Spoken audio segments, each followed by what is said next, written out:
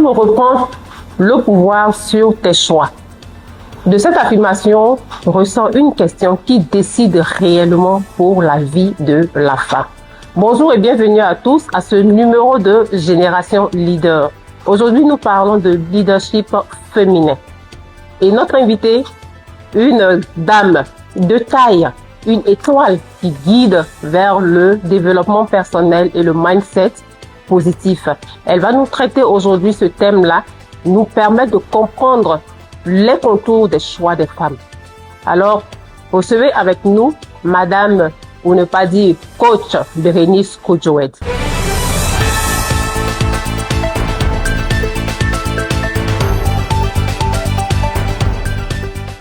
Bonjour, bienvenue à vous. Bonjour, merci. Vous allez vous présenter à notre histoire. D'accord. Alors, je suis Bérénice Kodjoed, coach professionnel certifié en réinvention et leadership, experte en personal branding, praticienne DISC, donc en analyse comportementale, praticienne des réseaux carrière également. J'accompagne les entreprises et les personnes à remettre l'humain au centre de toute décision stratégique. Voilà de façon succincte comment je peux me présenter. Merci. Alors, quand on parle de reprendre le pouvoir sur ses choix, d'abord, il faut qu'on sache de quel pouvoir il s'agit. Oui, effectivement, le pouvoir dont on parle, c'est celui d'être avant d'avoir. Parce que généralement, on veut avoir sans prendre conscience qu'on est d'abord. Donc, le vrai pouvoir, c'est celui qui nous donne la conscience de qui nous sommes, de ce que nous avons à l'intérieur, de la puissance intérieure qui nous permet justement de créer notre réalité. Parce que chaque personne est différente. Voilà, nous ne sommes pas pareils les uns les autres, les unes les autres. Alors, il faut prendre conscience qu'on est d'abord, c'est parce que on est dans un état qu'on va produire une réalité à l'extérieur. Donc, l'état dans lequel on est à l'intérieur, c'est ce qui va nous propulser à l'extérieur. Si on n'a pas conscience de cet état, ou alors si nous fabriquons un autre état à l'intérieur de nous, autre que celui que nous avons naturellement, nous allons créer une réalité qui est différente de ce que nous devrions vivre. Donc le vrai pouvoir, c'est de prendre conscience que nous sommes des êtres vivants, donc nous sommes des êtres avant d'avoir. Donc incarner la puissance intérieure que nous avons pour ensuite dérouler, créer notre réalité et recevoir. Voilà. Il faut savoir qui on est pour savoir où on va. Oui. Pas forcément où on va. Oui. Pas forcément où on va, mais vivre notre vie. Savoir qui on est pour vivre notre vie. Parce que où on va, ça va juste donner une destination. Mais en réalité, ce qui est plus important, ce qui est essentiel, c'est l'instant présent que nous vivons. Il faut vivre chaque instant de façon, comment je peux dire ça, pleinement. Il faut vivre pleinement. Consciemment et pleinement, dans la profondeur de ce que nous faisons à l'instant T. Aujourd'hui, avec la vie qui va très vite, avec les réseaux sociaux, on ne se pose plus. On est en train de courir après quoi, les biens, après de l'argent, après des relations, ce qui fait qu'on n'a plus l'occasion de vivre l'instant présent, de savourer ce qui se passe dans notre réalité à l'instant T. Donc c'est vraiment se connaître pour vivre, profiter de chaque seconde de notre vie. Et ce pouvoir-là, est-ce qu'on l'a toujours assumé ou on l'a délégué? Alors pour assumer quelque chose, il faut avoir conscience qu'on a cette chose-là. C'est ça. Si on n'a pas conscience qu'on a cette chose, comment on peut l'assumer? Donc parlant justement de ce pouvoir, une fois qu'on a conscience de ça, on va justement l'incarner. Mais si on n'a pas conscience de ça, on ne va pas peut-être le déléguer, parce que pour déléguer quelque chose, il faut porter cette chose d'abord. Si tu ne portes pas une charge, si tu ne portes pas une responsabilité, tu ne peux pas la déléguer. Donc prendre conscience de ce que je porte, de ce que j'ai, avant de pouvoir déléguer. Donc c'est la pleine conscience d'abord, prendre conscience qu'on a ce pouvoir. On a le pouvoir de créer notre réalité. On a le pouvoir de faire nos choix. Mais comment nous faisons ces choix? Comment nous utilisons ce pouvoir? Est-ce que nous l'utilisons déjà? Exactement. Alors, on a tendance à remarquer que la femme demande très souvent la permission pour vivre sa vie. Comment est-ce que vous pouvez nous emmener à comprendre cet aspect? Alors, je pense que sous nos cieux, ici en Afrique et particulièrement en Côte d'Ivoire, puisque nous sommes ici à Abidjan, notre culture d'où nous venons a beaucoup impacté qui nous sommes devenus. Donc, étant toute petite, ce qu'on entend, c'est que les femmes, les filles, c'est à la cuisine, les filles doivent aider leur maman. D'accord? Donc, ce qui fait qu'aujourd'hui, il y a certaines personnes, il y a certaines femmes qui ont grandi avec cela. Je vais dire certaines, la plupart d'ailleurs, qui ont grandi avec cela. Mais en devenant adulte, si on n'a pas pris le temps de se développer personnellement, justement, on aura les séquelles de tout ce qu'on a reçu, ces paradigmes qu'on a reçus pendant l'enfance. C'est ce qui va créer notre réalité parce que c'est une vérité pour nous. Si étant enfant, j'ai intégré que la femme doit être à la cuisine, la femme doit toujours être aux petits soins, la femme doit, alors je vais grandir avec ça dans mon subconscient et mon subconscient va me rappeler, étant adulte, que ta place c'est à la cuisine, ta place ce n'est pas ici, ta place c'est pas de prendre une décision. Mais il y a un fait que je voulais relever également. Il y a aujourd'hui, depuis plusieurs décennies, hein, l'émancipation de la femme, cet avènement qui est survenu, fait également que la femme est en train de quitter son rôle de femme, son rôle d'aide. Dans la parole sainte, on dit que la femme est une aide. Mais les gens comprennent par cela que la femme, comme elle est une aide, alors elle est faible. Donc, si tu n'as pas assez de force, comment tu peux venir aider? C'est une personne qui a de la force qui peut aider.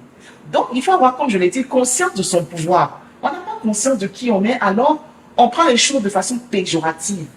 Mais de façon profonde, cette puissance que nous avons nous permet justement d'aider l'autre. Mais en aidant l'autre, n'oublions pas que nous devons d'abord nous prendre en charge. Parce que si nous sommes équilibrés, si nous sommes épanouis, alors nous pouvons diffuser cette belle énergie autour de nous. Par contre, si nous portons des charges trop lourdes pour nous, ça nous ramène à l'anxiété, à la souffrance, et voilà qu'on ne pourra que diffuser cela dans notre environnement. Alors, ce qu'il faut comprendre, c'est que l'énergie de survie, courir partout, se battre, c'est une énergie masculine. C'est une énergie masculine. Nous sommes faites, nous vivons par nos hormones, par les cycles. Il y a des moments où tu te sens en plein régime. Par contre, la femme va se sentir à un certain moment, elle va sentir que son corps lui demande de se reposer, de se poser, de prendre soin d'elle. Et là, la société nous dit que tu es une femme, tu peux faire tout ce que les hommes font. Les hommes sont en plein régime à tout moment. Mais les femmes, l'énergie que nous avons, nous ne pouvons pas être en plein régime à tout moment. Alors quand on suit cette histoire d'émancipation, quand on suit cette histoire de féministe, j'ai envie de le dire, alors on va vouloir fonctionner en plein régime. Fonctionner en plein régime, c'est justement demander un surplus à son corps. Quelquefois, on a envie de se poser, le corps a envie de se poser, mais nous, on dit non, aujourd'hui, je suis émancipée, je vais devoir faire ci, je vais devoir faire ça, et on n'écoute pas notre corps. Donc, il y a ce qu'on a reçu depuis notre enfance, et il y a aussi ce qui est venu de l'extérieur. Le mix, si on ne sait pas justement trouver le juste milieu, nous allons créer en nous des frustrations. Et ce sont ces frustrations qu'on constate. Frustration au niveau mental, frustration au niveau physique, parce que tout ce que nous avons comme cancer aujourd'hui, maladie que nous observons, c'est dû au stress. Parce qu'on se demande tellement. On veut tout faire. On n'a pas réussi. Et on croit que nous devons être fortes tout le temps. Voilà. Merci beaucoup. Alors, nous devons être forts tout le temps, c'est-à-dire que nous cherchons une certaine liberté. Est-ce qu'on peut parler de liberté sans responsabilité de ces choix? On est libre. La femme, elle est libre. L'homme également est libre. Chaque personne est libre de faire ses choix. D'accord? C'est ce que je disais tout à l'heure. C'est lorsque je prends conscience, parce que faire ses choix, c'est d'arrêter de porter des masques. Parce que quand les masques comportent les masques sociaux, il faut que je paraisse comme ci, je dois être comme ça. À l'intérieur de nous, il y a la petite voix qui nous dit, c'est pas ton chemin, c'est pas ce que tu devrais. Mais puisqu'on veut faire plaisir à la société, aux autres, à notre environnement, alors nous allons continuer sur cette voie et ça va nous épuiser. Aujourd'hui, on remarque qu'il y a beaucoup de femmes, pas aujourd'hui, depuis longtemps, il y a beaucoup de femmes en fait qui n'ont pas confiance en elles. Le manque de confiance naît du fait qu'on s'éloigne de soi. Si je m'éloigne de ma personnalité, alors je vais me manquer de confiance parce que je vais aller chercher des compétences qui ne sont pas les miennes chez d'autres personnes et qui ne matchent pas avec mon pouvoir intérieur. Et donc, ça va créer une frustration, je vais créer ce fossé-là et je vais manquer de confiance en moi. Par contre, si je sais ce dont j'ai besoin, je vais me donner à moi ce dont j'ai besoin et je vais rester dans mon couloir. Et là, je vais développer, je vais être libre de choisir, de ne pas choisir. Choisir, de ne pas choisir, c'est une choix. Il y a un adage anglais qui dit « choose or not choose is a choice ». Donc, tu choisis même quand tu n'as pas choisi. Donc, tu es libre de dire oui, tu es libre de dire non. Mais celui, il te mène à quoi? Ce non te mène à quoi? Et tu le dis en fonction de qui? En fonction de quelle motivation? Quelles sont les pulsions qui te permettent de dire oui ou non en faisant ton choix?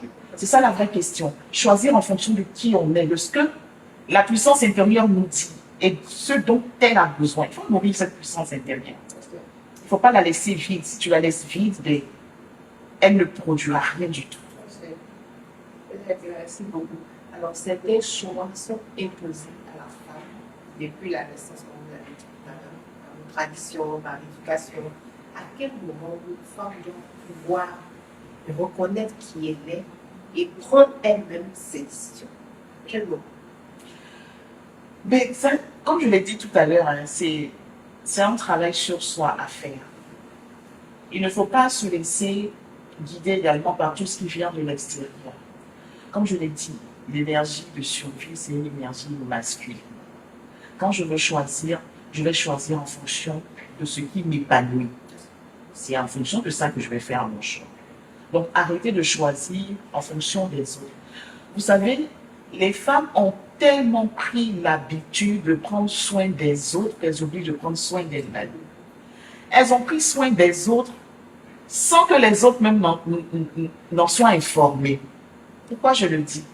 Si je veux prendre des décisions en fonction de la société, c'est parce que je veux prendre soin de la société et je m'oublie, je ne prends pas soin de moi.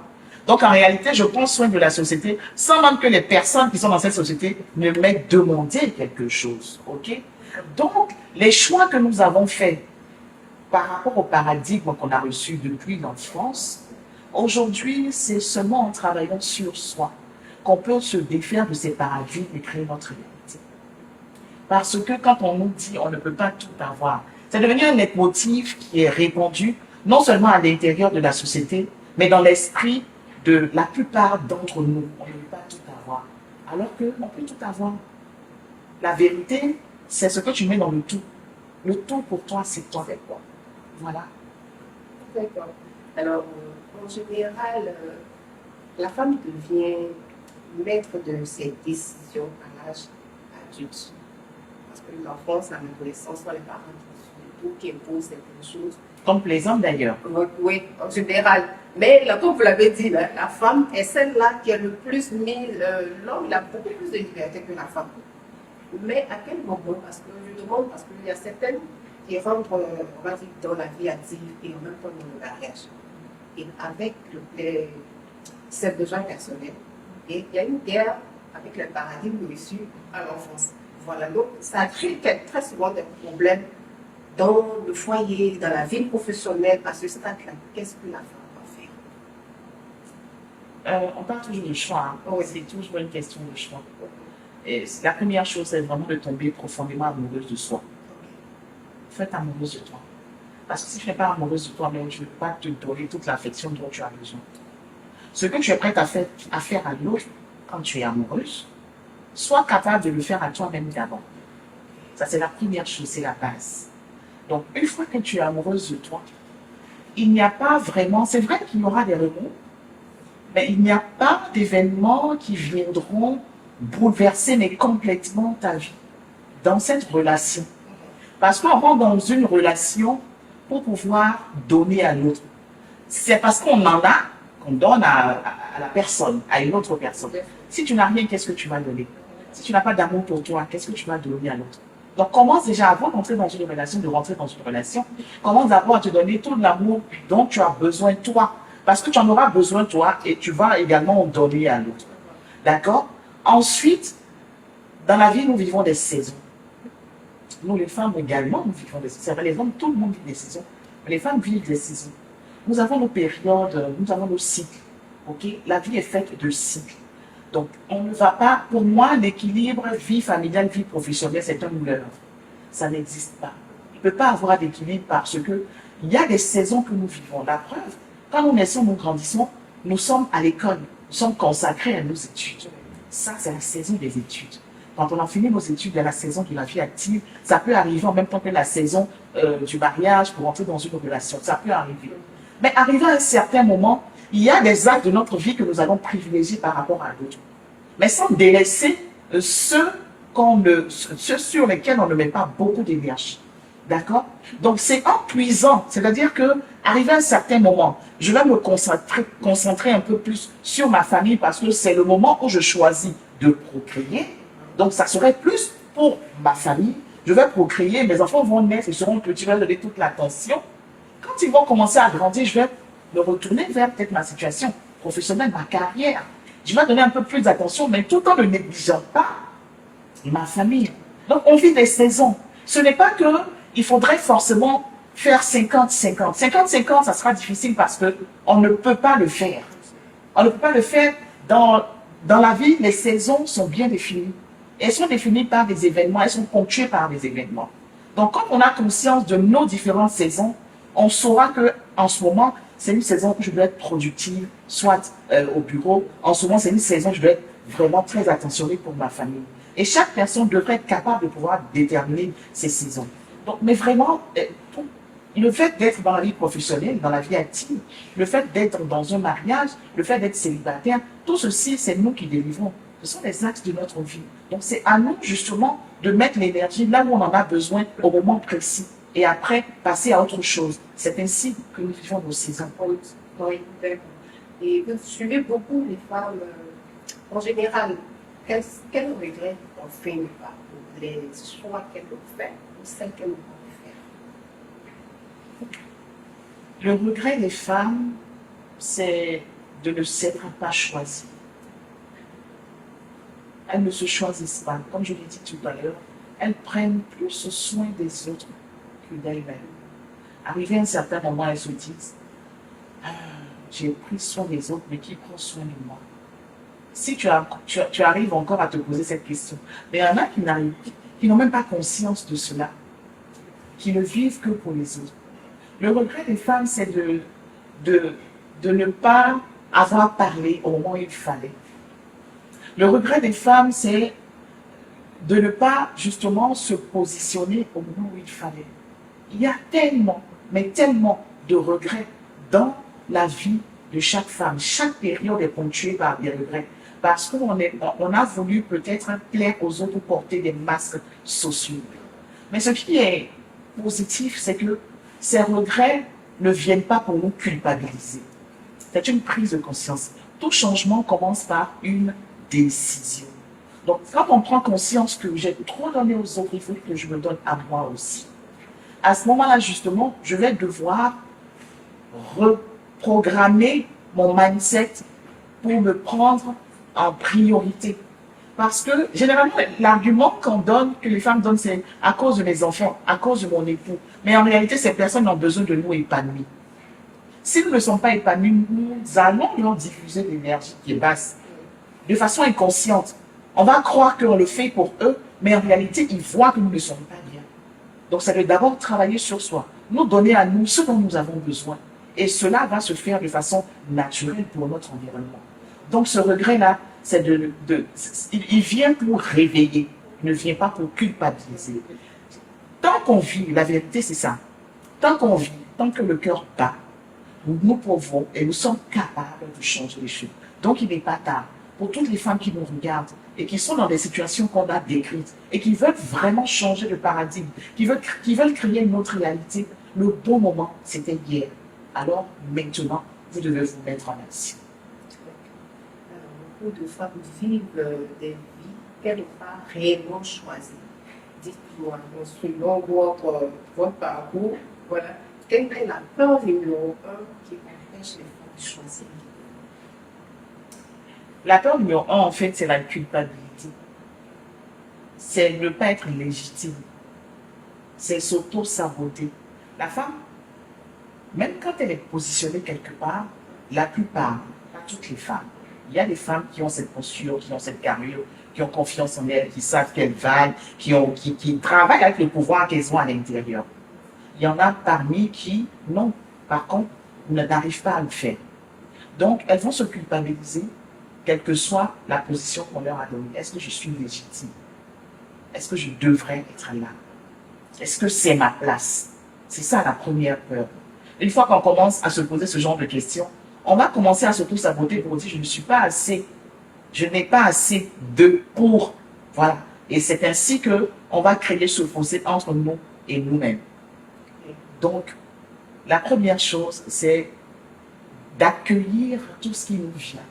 D'accueillir et de prendre conscience que nous sommes capables de délivrer, de réaliser, de produire. Puisque nous produisons la vie, c'est vraiment la vie. Alors, qu'est-ce que nous ne pouvons pas faire? Quelqu'un qui donne la vie, qu'est-ce qu'elle ne peut pas créer? C'est ça, prendre conscience de ça, de cette puissance, de cette force. Nous pouvons tout. Mais ce tout-là, que chacun mette sa priorité à l'intérieur.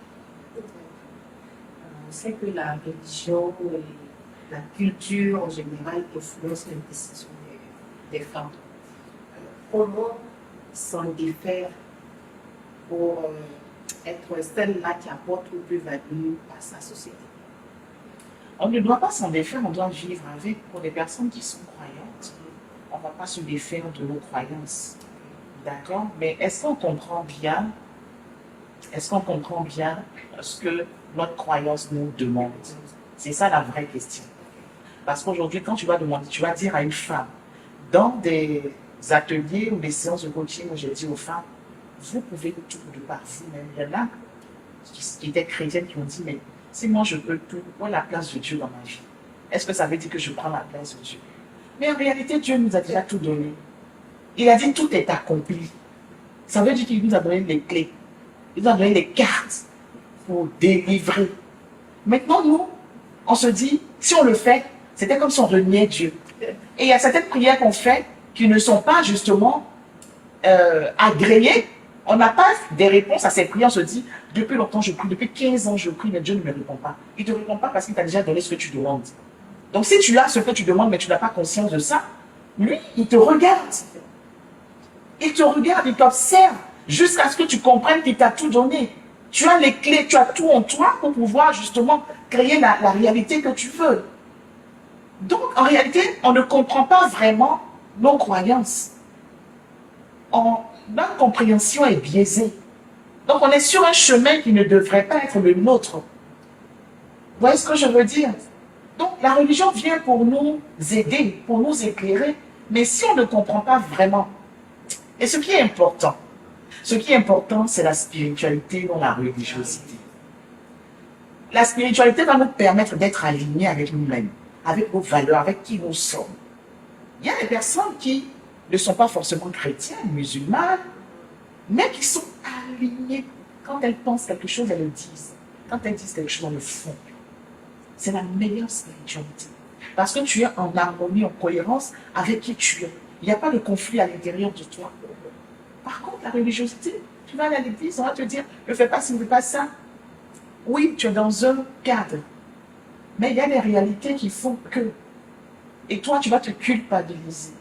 Au lieu de pouvoir justement vivre en étant aligné avec ce que tu ressens à l'intérieur. C'est pourquoi je dis notre pouvoir intérieur. Dieu nous a donné, il a dit que nous sommes des petits Christ. Donc, et il a dit qu'on ferait des choses, des exploits. Au-delà de ce que lui, il a fait. Bon, je dis ça parce que moi, je suis chrétienne, ok? Au-delà de ce qu'il a fait.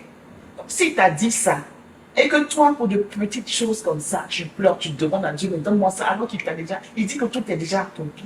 Mais tu vas faire 20 ans là. Tu n'auras pas ta réponse parce que la réponse est en toi. Alors, donc, quand vous allez parler de la religiosité, donc la religiosité, l'obéissance est conditionnelle à la exister des principes d'auto-sabotage. Je ne parlerai pas d'obéissance inconditionnelle. Notre premier discernement, c'est notre intelligence. D'accord? Moi, je vais vous donner un exemple de ce que j'ai vécu. Lorsque j'étais encore étudiante et que je suis rentrée dans la vie active, j'avais quelqu'un dans ma vie depuis la fac. D'accord? Arrivé à un certain moment, je ne sentais plus cette relation, je ne me sentais pas en paix. Donc, la personne avec laquelle je priais en ce moment, de la même religion que moi, m'a dit, si tu laisses cet homme-là, tu vas être dans un foyer où ton époux il sera riche et tu n'auras pas d'enfant. Donc, en réalité, ce qu'il m'a dit, c'est que moi, j'étais conditionnée à rester avec l'homme si je voulais faire des enfants. Ça m'a tourmenté, ça m'a troublé pendant longtemps.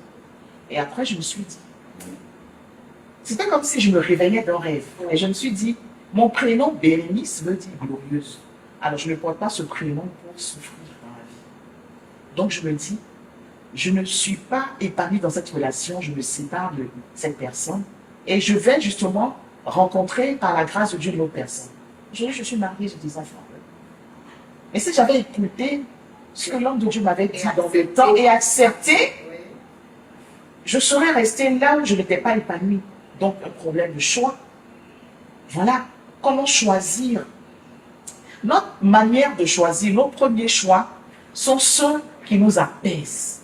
Même quand tu es à l'église et que tu reçois une parole de connaissance, une prophétie, si cette prophétie-là ne te donne pas la paix, c'est qu'elle n'est pas de Dieu.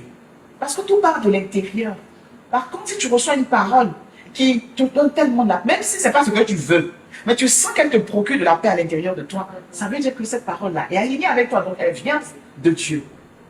Voilà, donc on ne devrait pas être en conflit avec notre religion, mais on devrait pouvoir nous aligner avec ce que on nous enseigne et ce que la parole nous dit, et qui nous sommes également par rapport à notre réalité.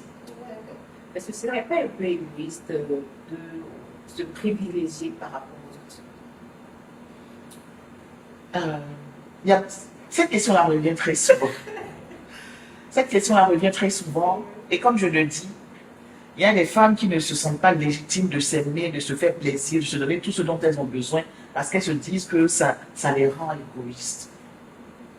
Alors, on a posé le cadre de la spiritualité, lorsque Dieu te dit « aime ton prochain comme toi-même », donc tu dois commencer d'abord par toi. Voilà. Tout part de soi. Tout part de nous d'abord. Une fois que tu as, comme je l'ai dit, tombe amoureuse de toi-même, offre-toi toute l'affection dont tu as besoin. Et puis, tu auras beaucoup plus d'affection, d'amour à te donner. Mais des personnes que vous rencontrez qui sont très agressives, qui sont antipathiques, ce sont des personnes généralement qui ont besoin d'amour, qui manquent de quelque chose. Donc, on ne peut pas te donner tu ne peux pas donner ce que tu n'as pas. Alors, je prends cette bouteille d'eau-là. Elle est pleine d'eau. Donc, si j'ouvre et que je la remue, qu'est-ce qui va en sortir? C'est de l'eau, d'accord? Ok. Alors, si je suis rempli d'amour, quand on va me bousculer, qu'est-ce qui va sortir? Mais si je suis rempli de haine, quand on me bouscule, qu'est-ce qui sort? Simplement. Donc, commençons par nous d'abord, avant d'aller vers les autres. Alors, comment distinguer un choix sincère d'un choix pratique? C'est-à-dire? Un choix qui vient de nous-mêmes. Et non choisir, moi je dis prêter pour faire plaisir aux autres. Comment distinguer? La personne se le sait. La personne sait. Quand ce n'est pas quelque chose qui est aligné avec toi, tu sais profondément. Quand ce n'est pas ce dont tu as besoin, tu le sais, tu le ressens.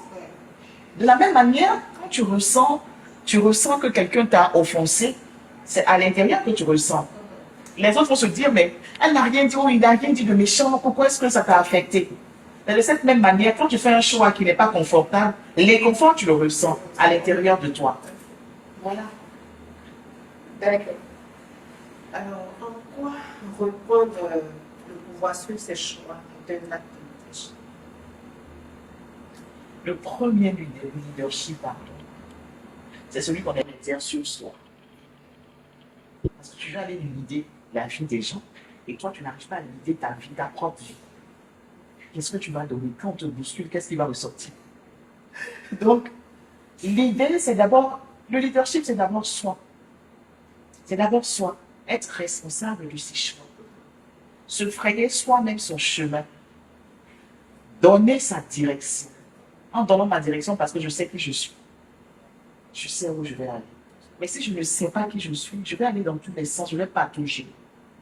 Je vais marcher à l'aveugle. Par contre, si je sais qui je suis, ma direction est toute tracée.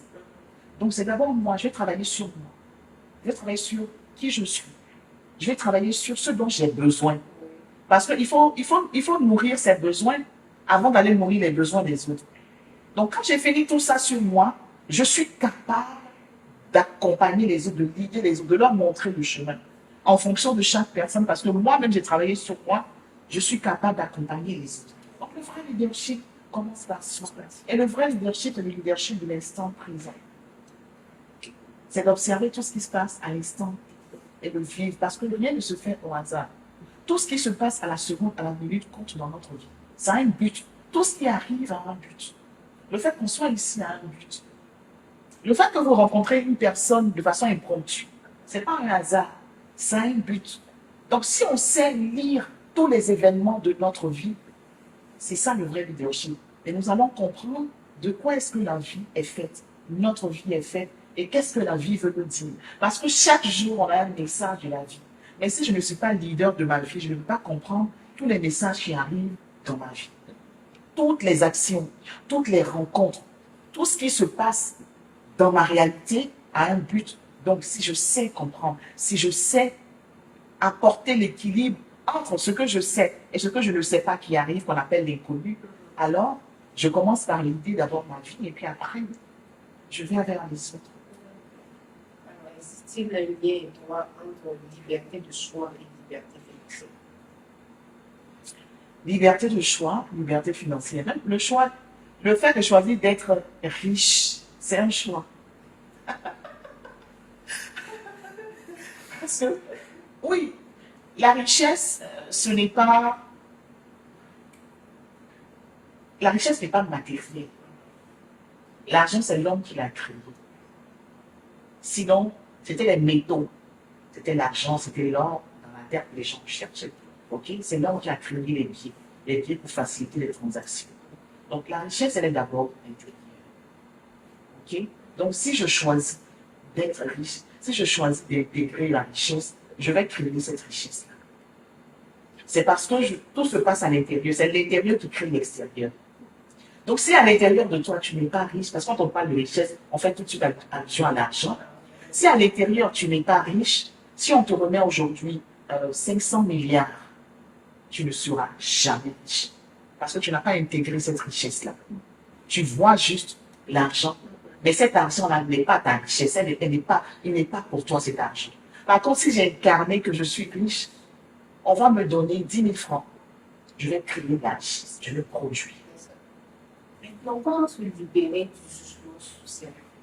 Parce que les femmes qui assument pleinement leur choix sont un peu caricaturées de rebelles. Voilà, donc comment libérer de ce jugement?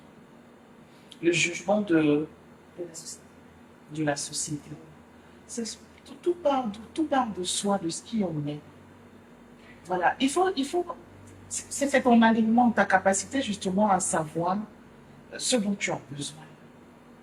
D'accord? Tu ne vas pas regarder selon ce que les autres veulent que tu aies, mais tu vas regarder en fonction de ce dont tu as besoin. De quoi as-tu besoin réellement? C'est l'honnêteté qui va te libérer du jugement. Tant que tu n'es pas honnête, parce que la petite voix à l'intérieur va venir te dire ça, c'est pas confortable pour toi. Mais tu vas vouloir plaire à la société, alors tu vas choisir ce que la société voudrait que tu sois. Mais en écoutant la petite voix, c'est ton honnêteté, cette valeur-là, qui va te permettre de dire, ah oui, c'est vrai. Ça, vraiment, je le fais, mais c'est pas pour moi. J'en ai pas besoin. Ce dont j'ai besoin, c'est ceci. Donc, soyons honnêtes envers nous-mêmes pour pouvoir nous libérer du regard de la société, nous libérer du jugement de la société. Et d'ailleurs, qui nous juge? Personne ne nous juge. C'est nous-mêmes qui nous jugeons. Le jugement vient de nous. Le regard portée vient de nous, on se projette par rapport à la société. La société ne nous a rien demandé. Donc, si je me lève aujourd'hui, que je porte mon chapeau, il y a un but, je sais pourquoi je le porte. Donc, quel que soit ce que la société va me dire, moi, je sais pourquoi je le porte et je continue de le porter. Parce que c'est confortable pour moi. Et il y a un lien. Ce n'est pas juste un accessoire. D'accord? Donc, c'est mon non-intégrité qui va me libérer du regard de la société. Il faut qu'on soit honnête, vraiment. Mais profondément honnête. Vous êtes. Oui. Donc, ce qui veut dire qu'à 30, à 40, même à 50 ans, une femme de changer face à avec toi. Tant qu'on respire. Tant qu'on respire. Moi, j'ai changé ma trajectoire à 40 ans, justement. C'est en 2020, quand il y a eu le Covid, que moi, j'ai trouvé ma voie. Depuis longtemps, j'étais en quête d'identité professionnelle. Après une maîtrise en gestion, et tout ça, même ça concourt au choix que mes parents m'ont demandé, pas mes parents biologiques, mais mon oncle qui était enseignant à l'université me dit, va faire sciences économiques. Pourtant, je suis arrivé à l'université avec le bac D, je dis, je veux faire soit communication, linguistique, lettres modernes. Il regarde mes notes en maths et en physique, il me dit, non, c'est une note. Tu vas faire quoi dans les langues? Va justement en sciences économiques. Donc le choix est fait pour moi. J'ai fini ma maîtrise en sciences économiques. Je me dis, bon, je vais me poser faire ce que j'aime. Et si je me mets à faire la communication, je fais le marketing et tout ça. Pourquoi? Parce que justement, je ne me suis pas écouté. J'ai écouté justement ce qu'on m'a dit. D'accord? Donc, le choix qu'on va faire, ça va dépendre de comment nous sommes confortables avec le choix que nous faisons. OK?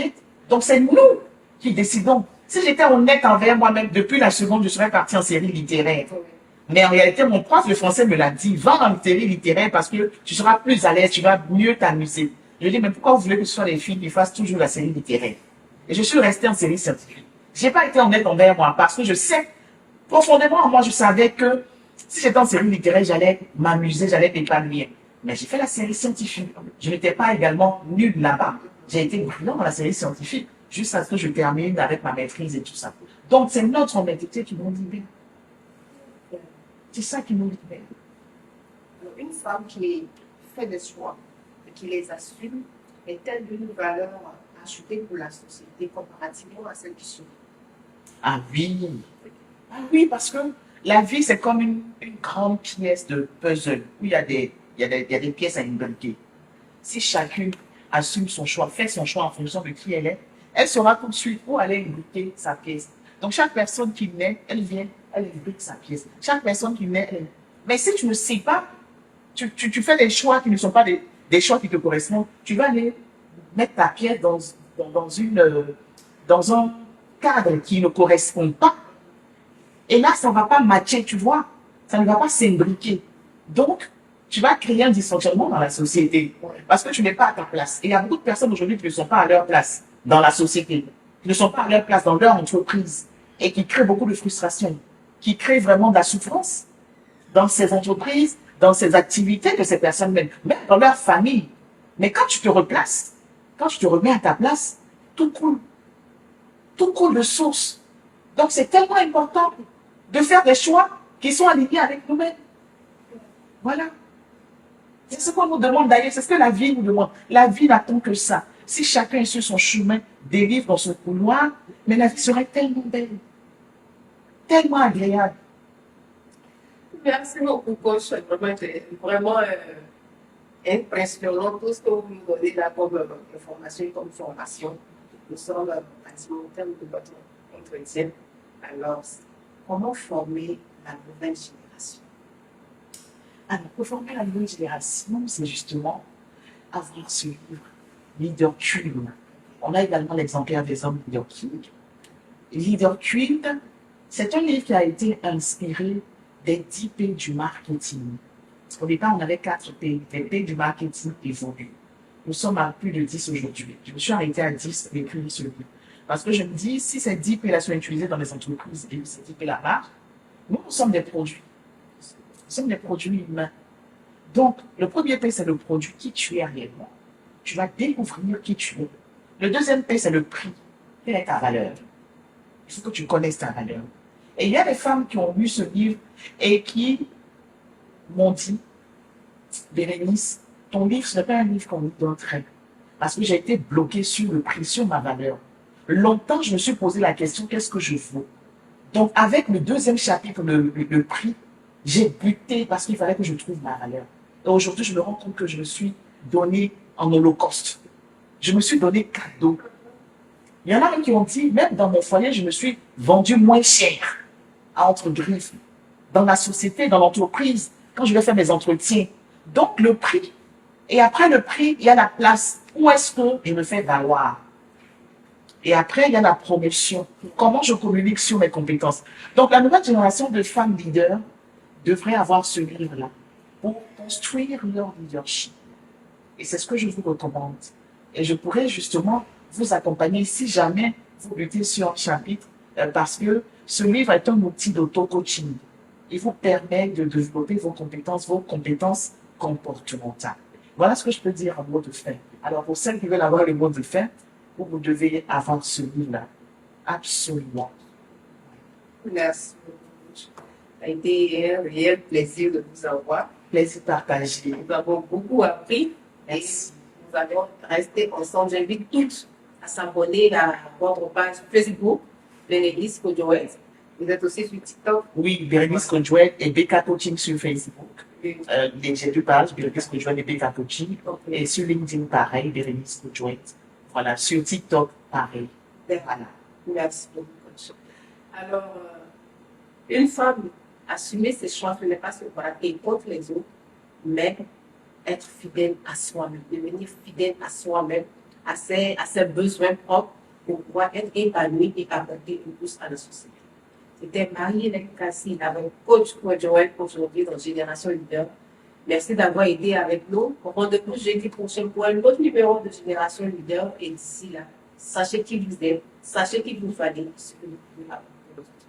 Portez-vous bien.